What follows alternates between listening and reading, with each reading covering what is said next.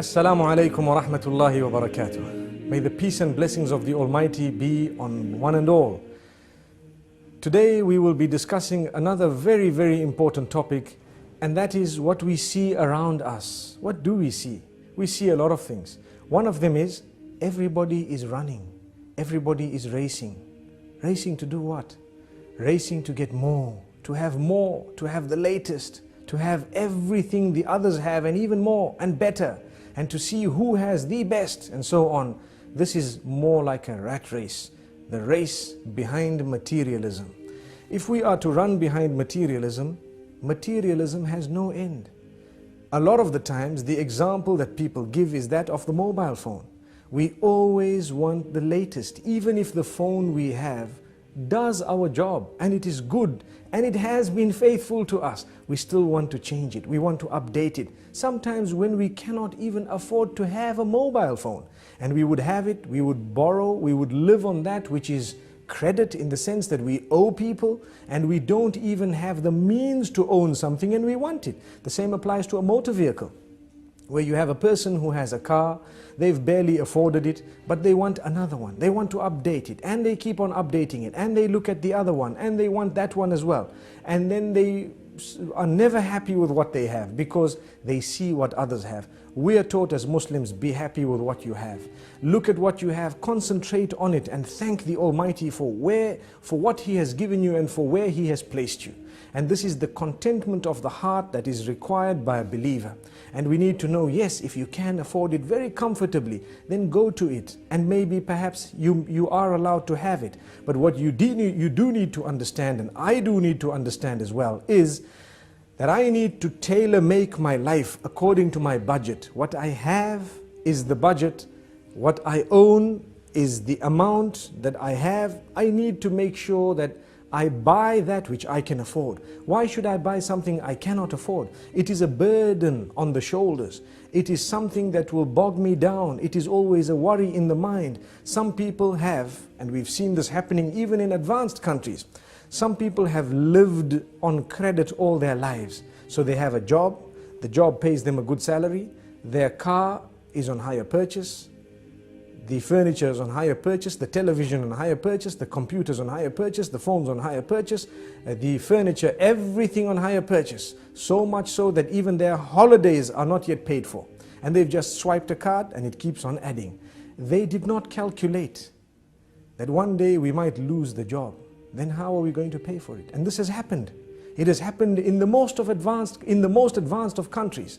And we need to know that it can happen anywhere. And for this reason, Islam teaches us, don't live on credit.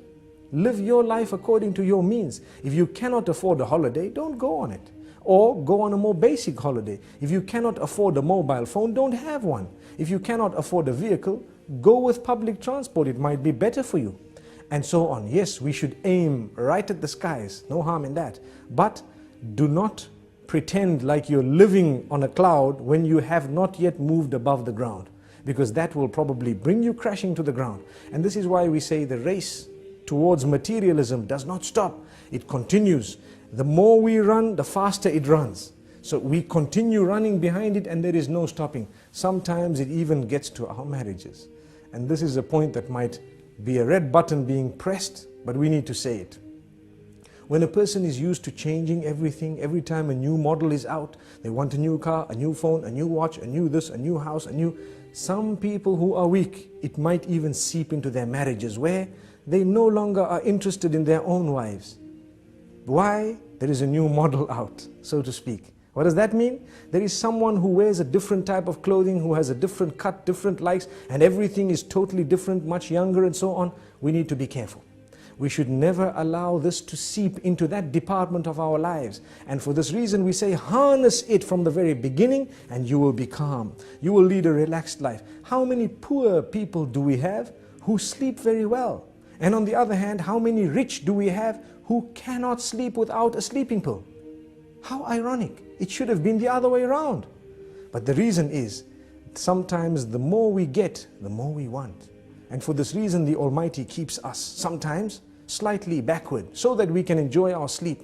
We can have a happy home. So many people, that when they've got enough money, enough time, enough good health, so to speak, they tend to think of sin, and they'd like to go and spend it in the casinos, on people whom they are not supposed to be spending it upon, spending nights out, engaging in adulterous affairs and so on, because they've got the time to do that, the wealth to do that, the health to do that. So as a gift of the Almighty, He sometimes keeps us less wealthy so that we don't even go there. He sometimes keeps us less healthy so that we don't have the health to do that. And sometimes He keeps us occupied so we don't have the time to do that. And we lead a happier home, a happier life, a happier family. Our children are always with us on our laps, having the meals with us and so on. Whereas you have sometimes those who have been given a lot, they don't have a meal with their children. Their children are distant. They have a relation with them which is very plastic, or should I say, very cosmetic. We ask the Almighty not to make us from those. Yes, there is an exception.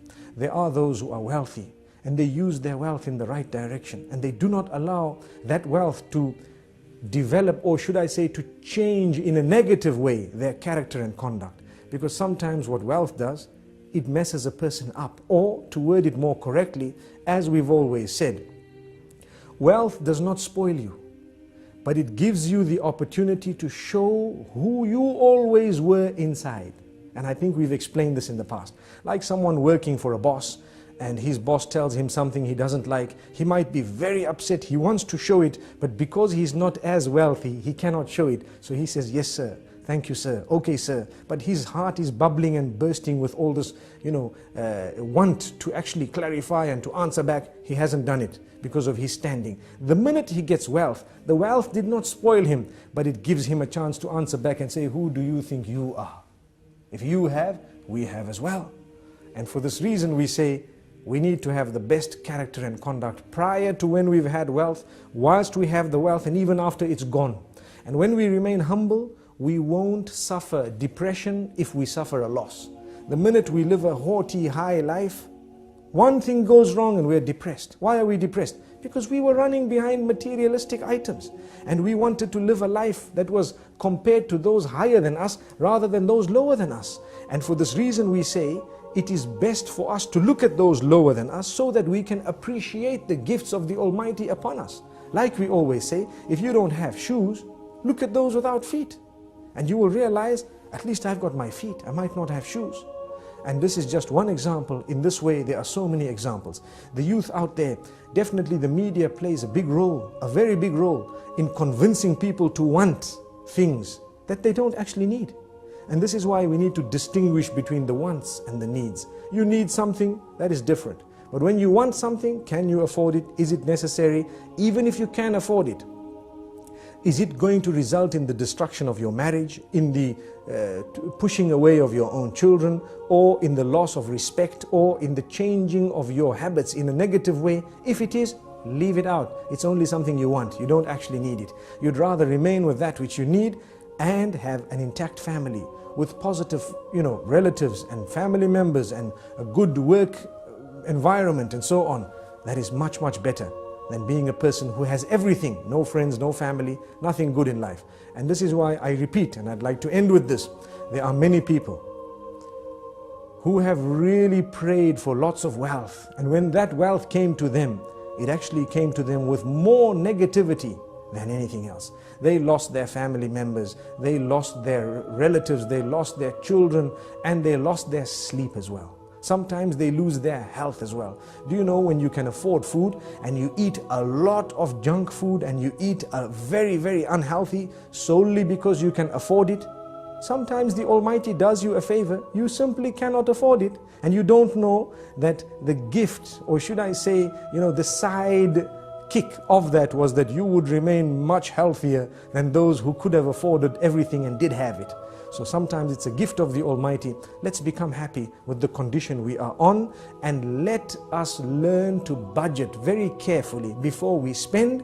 Spend very carefully, don't waste that money, and remember, the needs come before the wants. Until we meet again, Assalamu alaikum wa rahmatullahi wa barakatuh.